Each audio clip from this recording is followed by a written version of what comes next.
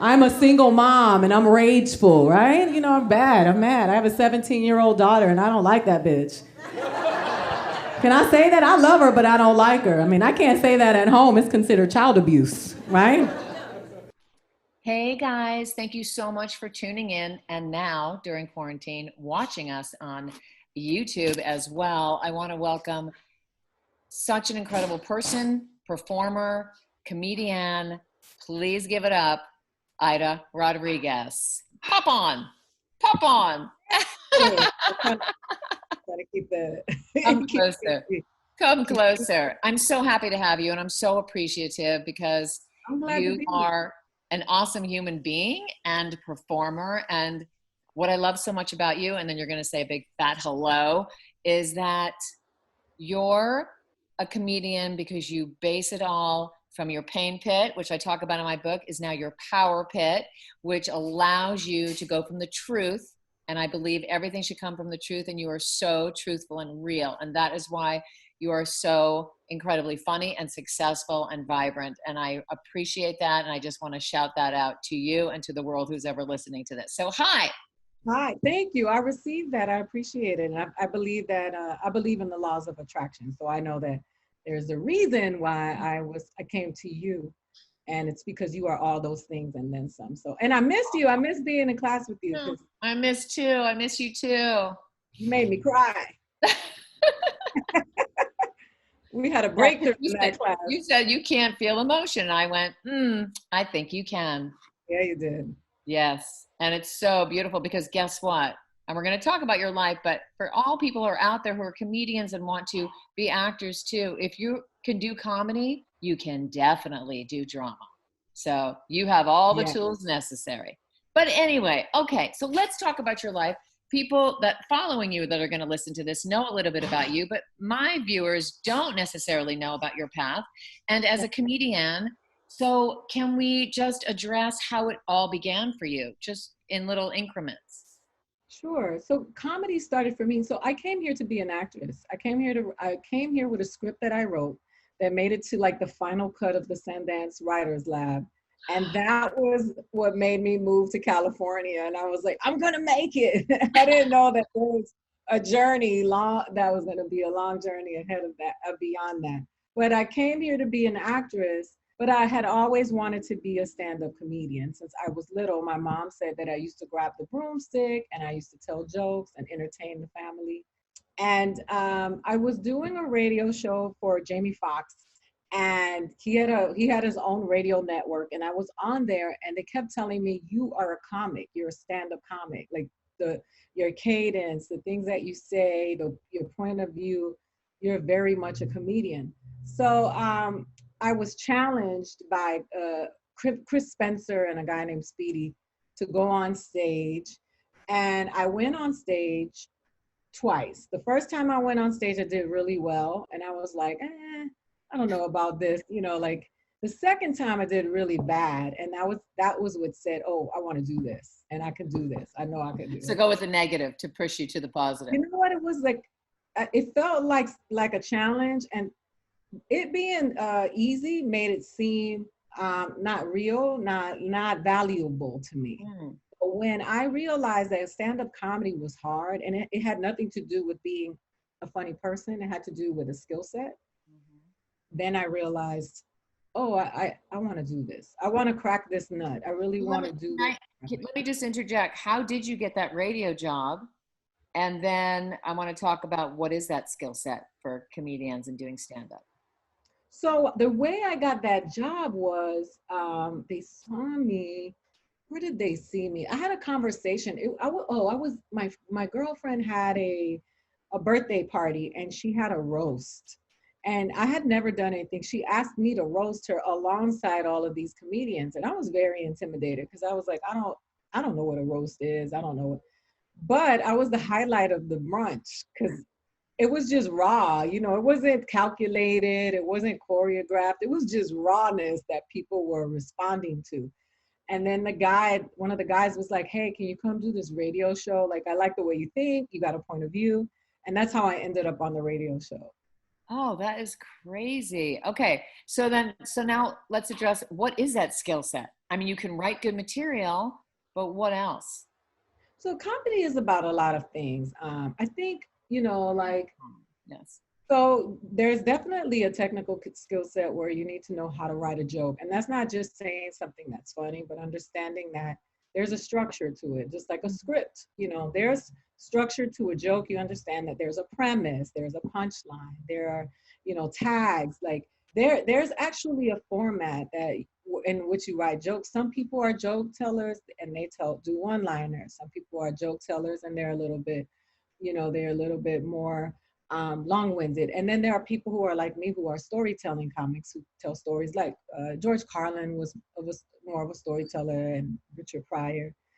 But in addition to the jokes, like I think that there are components to what makes a stand-up comedian. Like stage presence is very important, and it's not about how you dress or what you have on. It's just understanding the space and being able to command it. Being it's like you're like a conductor. You're conducting the audience, right? And so that is what you're supposed to be doing. You're supposed to be conducting the audience. And there are some people who are really funny and they have no grasp of the stage. They get on stage and they just cannot, the audience just, they can't connect with the audience. They can't take them on a journey. The audience doesn't see it in them. Okay, I think. Let me just ask that. So what is that tool that you use to take the audience on the journey? Because we're going to get into it later about taking other people's word as an actress and make those and take us on that journey. You're taking your own words. So do you sit and you sculpt it and you have thoughts, and do you look at certain people in the audience to bring them in? What's your thing? So I watch the audience before I go on stage. I'm a headliner, so I have the benefit of being able to watch my openers go up, so I can really observe the stage and the audience and see what they're responding to. I have accepted that as a rule, that I've adopted that as a rule in terms of my stand-up life. Some comedians will show up seconds before they have to go on stage. They don't want to watch the openers. They don't care about the audience. They're like selfish lovers to me. Like all they want to do is get their, they want to get theirs, but they don't care about the audience. For me, I'm not wired that way. It's important for me to have an interactive experience with the audience, that they also are part of it. So I always observe. I don't like going on a stage without observing the audience first. It's very hard when you do TV, because if you're doing TV, you don't really get that much interaction with the audience. But I got to tell you, every single thing that I've done, from Showtime to Netflix to HBO to Nas Comic Standing, I have found a way to sneak somewhere and watch the audience and see how they're responding. And do you adjust your show, your monologue, which it is for that? What do you do? I don't adjust my show for the audience. What I do is adjust my energy for them, because I think that it's important to listen, right? Like, as an artist, right? You have to listen. Some people will go into a show, they will see that the audience is not responding to anything political. And then they will proceed to do a bunch of political jokes and then wonder why the audience didn't respond to them. They're not there for that night. That's not what they're there for. Maybe they've been watching too much news and they want to get away from that. This is escapism for them. And that some people want to hear political stuff and they'll go see Dennis Miller or they'll go see Patton Oswalt. Yes. But sometimes they don't. So I think that what I do is I just make sure that I'm listening to what they're responding to. And my material is what my material is, but I do have enough material where I'm like, oh, this is a family audience. They want to hear family stuff. Pivoting is key. I think it's key. Auditioning, it's key in performing. It's key that communication, because you're a storyteller, just like you are as an actress is a storyteller. You are that. You've written your own material. I have loved how you've just used your entire family life to fuel you. And I think it's your power, even though a lot of, painful things have happened in your childhood, but you use it. And you know what? I think your audience loves you because they can embrace and relate. Yeah, I appreciate it. I think it's important to be honest. And also, I think that everybody has a different way to cope. You know, I do extend the courtesy to my family members to discuss the material before I take it out, because it is theirs as well as mine. But I don't let anybody, you know, I've grown to the place where I don't allow anybody to mute me, because what I'm saying, my experience makes them uncomfortable because of what their negligence or irresponsibility caused in my life. And I had to learn to find the balance between those things, because, you know, even my own mother would be like, I can't believe you told people I did that to you. And I'm like, you did do that to me. I'm not lying. I'm like, this is my experience as well as it's yours. And I said, you know, some people go to therapy, some people write books, some people write an album. I write comedy, and that's the way I get through it. And how many hours a day do you write? Do you write every day? What's your ritual? And then do you try things out to make sure it works, so you don't edit yourself and it's okay not to hit every joke and not everything have to work perfectly? Well, it depends on what I'm doing. So I try to write all the time. I can show you, like, my desk is all color coded. Oh, I love it. Yesterday when I was performing, I had my note cards like arranged around the computer, so that I can, because I'm working on my new jokes for my HBO special that I'm taping at the end of the year. So I had to. Look how she just quickly went through that and she like glided through that. It's Go so ahead. funny. Back to that. Go ahead. But I just sat down and I said, you know what, I'm going to work on these jokes today, because I haven't been on stage because we've been in quarantine. So I haven't had an opportunity to work out new material. So that's what that was about for me. So yeah, and you know, I do talk about things that make people uncomfortable, because I get an email. I had an eating disorder. I'm a recovering anorexic. And I got an email. I did a comedy show at the Hollywood Improv, and I got an email from an A-list actress the next day. And I'll never tell her name, but she was like, I just want you to know that I was at the point of relapsing. And she's like, and I went to a meeting this morning because I saw you yesterday at the Improv. And she said, it resonated with me so much that instead of me, you know, going and throwing up my breakfast, I went to meeting. And I was just like, wow, you know, I've had a mother come up to me after a show, and I thought she was going to fight me. It was this Mexican woman that had like a teardrop tattooed on her face. And I was like, oh, she's going to beat me up because I said something. And she said, my son hung himself 2 weeks ago in my backyard. And she said, this was the first time that I've laughed since my son died. And I felt bad coming to a comedy show. My friends dragged me. And she just said, I wanted to say thank you to you, because she said, I will love you forever. You will be the first laugh I had since my son killed himself. And those are the things that, you know, keep me going. Like, so for me, it's not just about me. Like, when I talk about my special, I got emails from sexual assault survivors, people who have also been kidnapped by their parents, you know, people who grew up in story that people don't know until they go listen to your stand-up to hear that story. Yeah, but go ahead. Yeah, people who grew up with domestic violence in the home, where the women were the aggressors, because when we talk about domestic violence, it's always framed from the point of view that men are the abusers. Like, I've reached so many people that my inbox is like, I could never get through all the emails. Like, people are like, you have no idea. It's so incredible, which means that the stories, because they're truthful, and everyone has a story. Everyone has the good, the bad, the ugly. So if they can relate, and what I love about your essence is that it's calm. It's calm. At the same time, it's sassy. At the same time, it's kind of ballsy.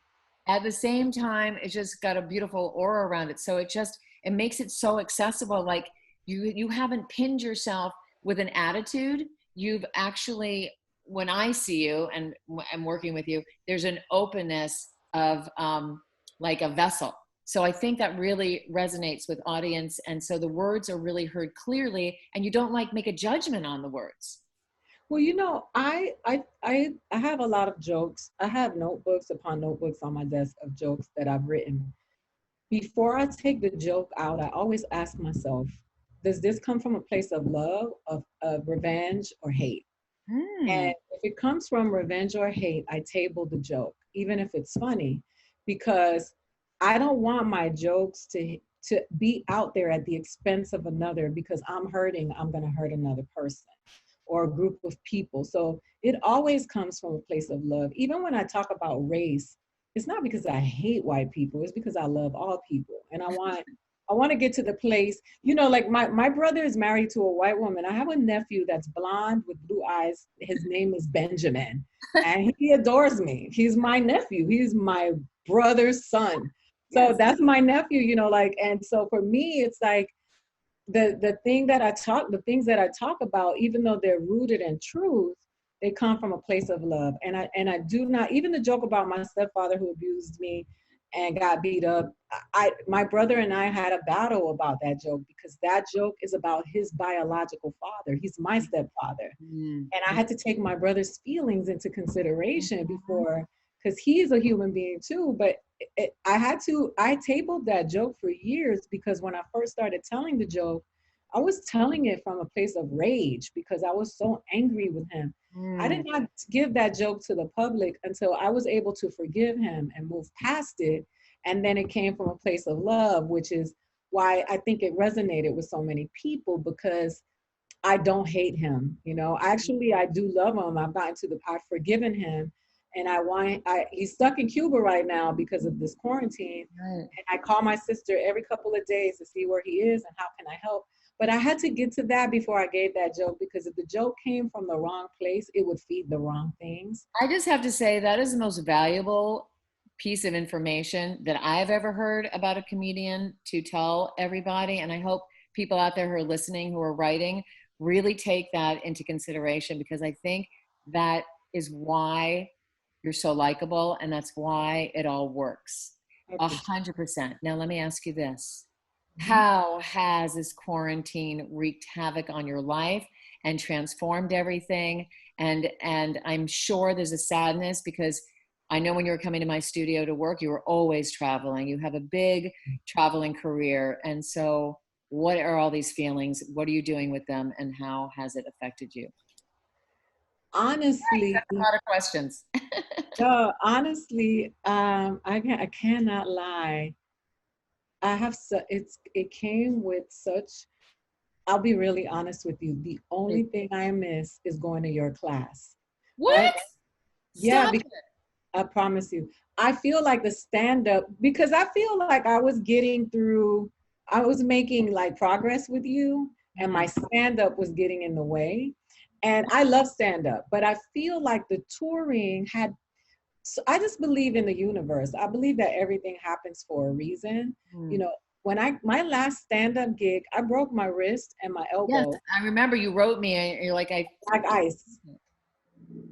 And so I feel like the universe was trying to slow me down. I was everywhere all the time.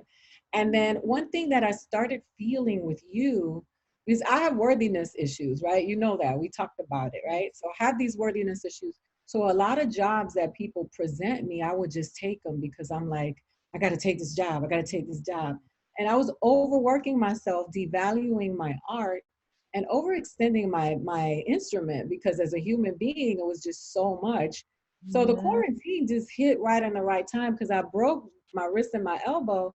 And I just think that the universe was just like, that's it. You're going to take a time out right now. You're going to focus on this pilot and the next phase of what's supposed to be happening.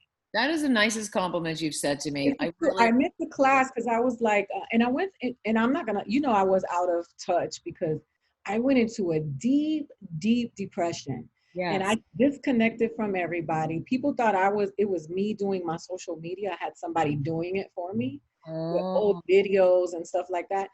I was completely disconnected. Triggered by breaking your arm, or triggered by the quarantine? What was it triggered? Just by it was the arm. I moved into another place. The quarantine hit, and I had just closed my deals. Like I closed my TV deal, my animation deal, my movie deal, my comedy special deal was in the works. And then I was like, oh shit, now this is going to go away because of the quarantine. And then I had to sit down and center myself and say, they don't want me because it's a trend. They want me because I'm good, and they know that I'm good, and that's not gonna go away. I had to really, and it took weeks for me to get back. So Right? during that deep, darker time, did you lay in bed? Did you force yourself to eat better? Did you force yourself to exercise to keep, you know, I know she laughs. I bought that bike, a spin bike.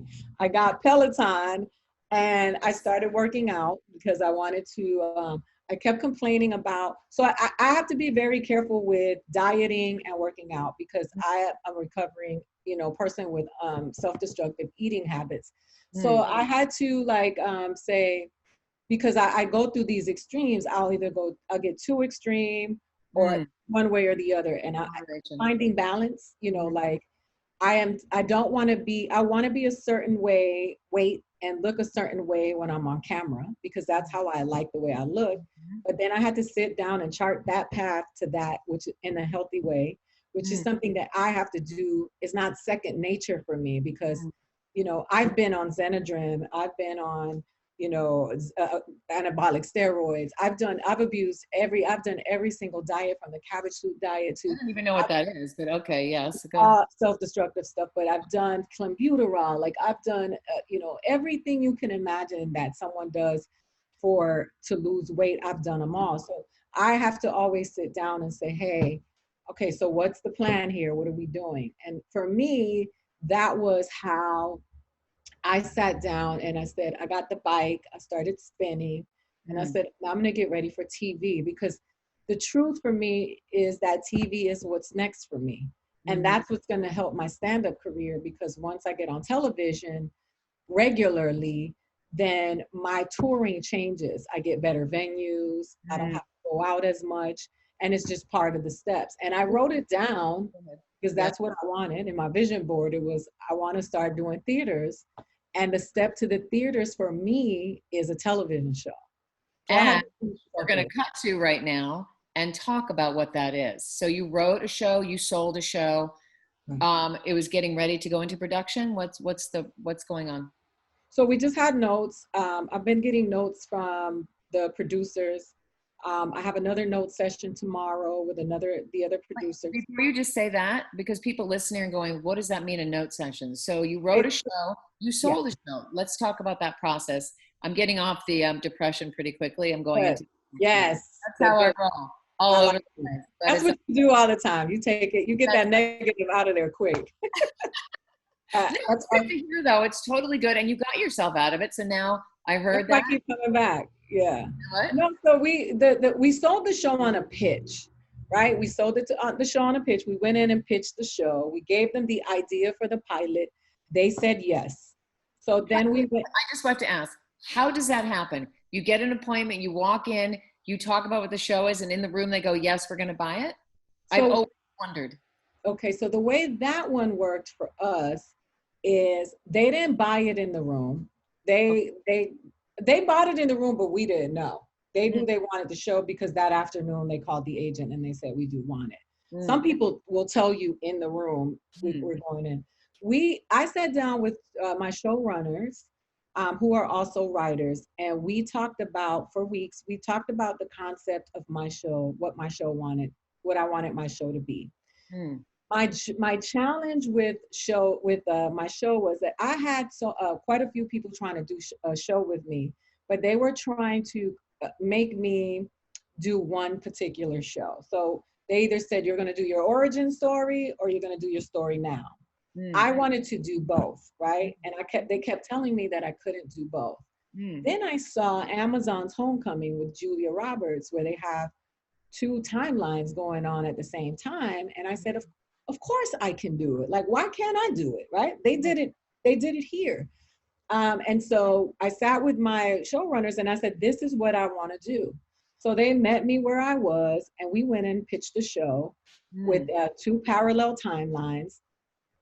And so the people who took pictures with me, because I did the first round, I didn't want to do network. I wanted to do, so we went to HBO, went to Hulu, Showtime, and TBS, TNT. Can I just interject really quickly, because you just went. So someone has to make the appointment. So my agent and the showrunner's manager got together, and we all came up with a plan of the places that we wanted to go. And then they set up the meetings. And so they call and they said, hey, we have a one sheet that we came up with, and we sent that to the agent. So the agent used that. Tell everybody what a one sheet is. So the one sheet it's just one sheet of one sheet of paper describing the show, you know, and summarizing the show, and they really want 25 words or less now. Like they just want a paragraph of how would you pitch the show? And then we sent that out, and then the people started saying, and they sent it with my comedy special so that they could see who I was. Right, which is on right now. We can see it on, what's it called? Netflix. It's called They Ready, and it's episode 3. And so they called, and we went in and we pitched to all of the different outlets. And then did they all want it, or did just one? No, we had 3 networks that were in the running. Like I could tell that the networks that I could tell the networks that were not like interested, and I wasn't interested in them based on their feedback and how they perceived the show to be. But I just really liked where I landed, because where I landed is I pitched to 2 women. And so they got it immediately, and they were there for it.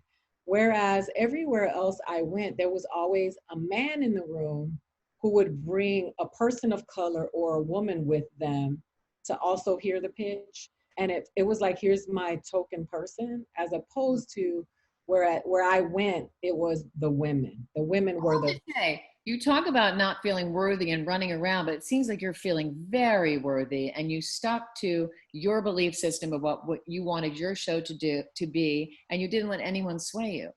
No, you know, my television show is about my family. So sometimes I value them more than I value myself. So I was like, you're not going to bastardize my grandmother and make fun of make a mockery of my family. So that was very important to me. Yes. So what happens next? So you did that, they bought it, then you go into rewrites, and we're writing now. Quarantine. So quarantine was great for us, because we were able to because they want it. Because what happens is right after quarantine, they're going to want as much content, because it's going to be a while before we get back to normalcy. So streaming is going to go up, because people are like searching for content because they're at home more. So we wrote the first draft. We got notes from our producers. We're going to do another rewrite. So they wrote it. We all wrote it, but we have a process. Like there are 3 of us. And so the first writer, the showrunner, Chris Case, he takes a stab at it. He sends it to the other writer, and then they send it to me. And then I redline it, and I go in and I write.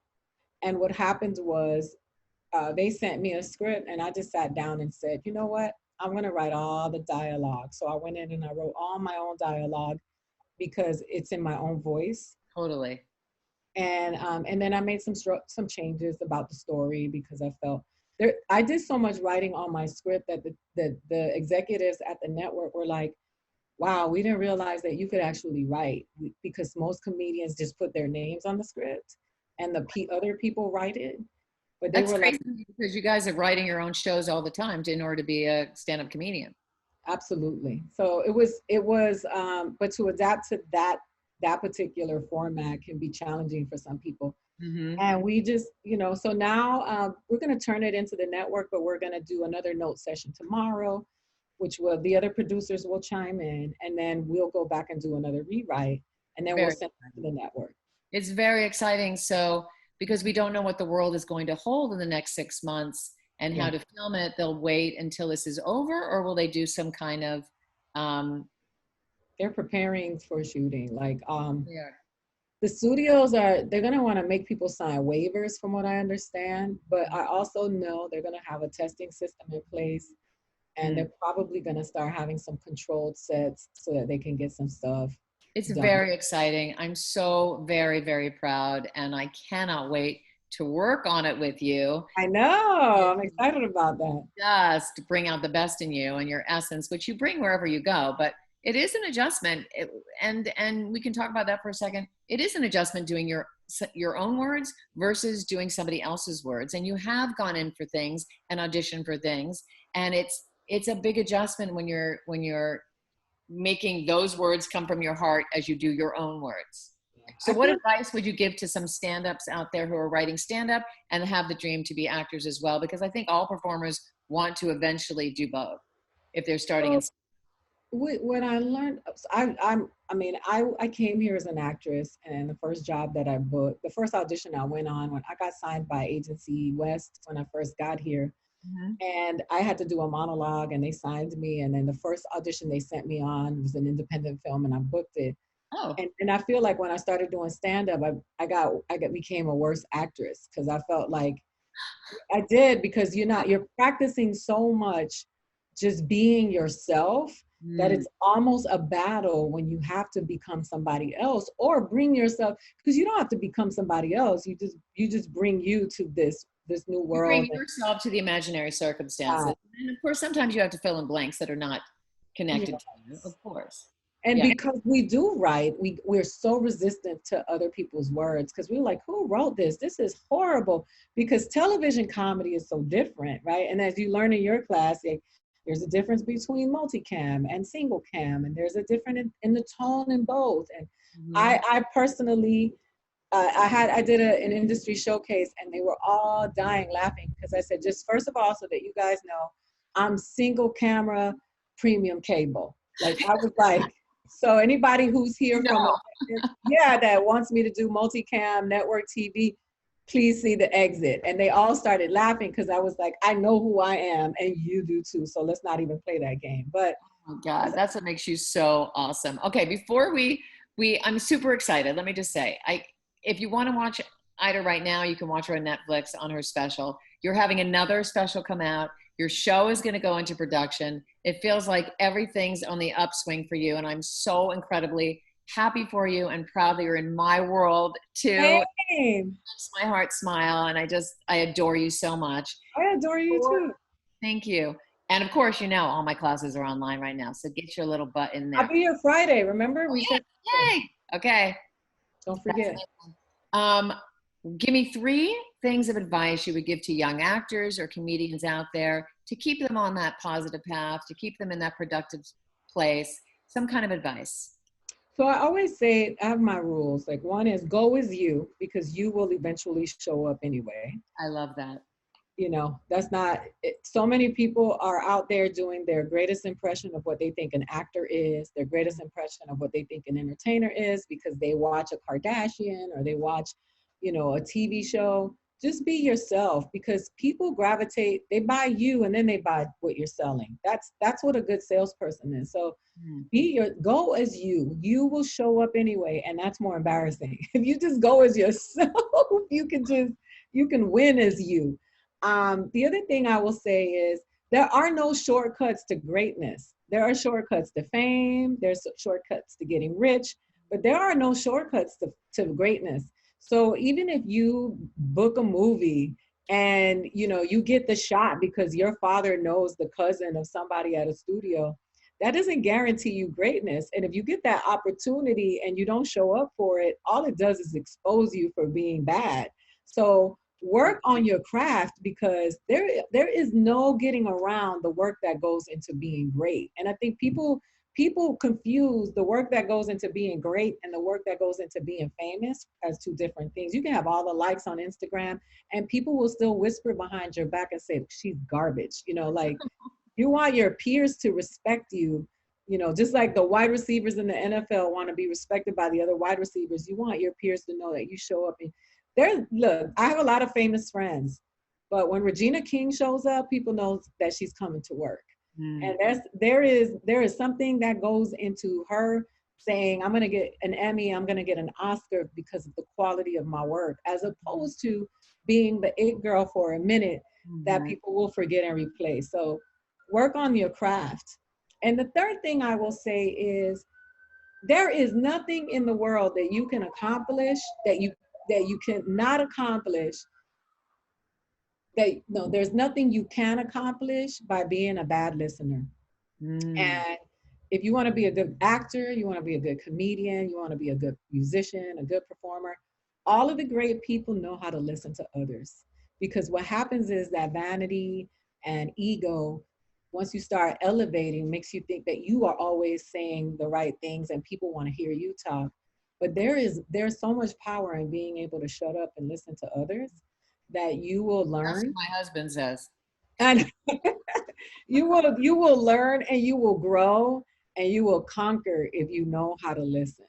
I hear you. I agree 1000%. This has been so amazing to have you. Yes. I adore you. And please take a listen. You can find this on Shari Shell Studio Talk. You can find it on Shari Shell Studios YouTube. Send it to me so I can share it. That what? Send it to me so I can share it. Oh, I'm going to send it to you as soon as Lily, who's running this, Lily Kerrigan, amazing woman. So thank you so much. And as I tell everybody to try to stay courteously aggressive out there, we're going to get through this. It is a really hard time, but keep yourself on that positive mindset and stay active and stay creative. Aida, I adore you. I'll see you Friday. Thank you so much. Thank you all so much for coming out to Shari. Stay strong, everybody. Bye. Bye. Who's your mom?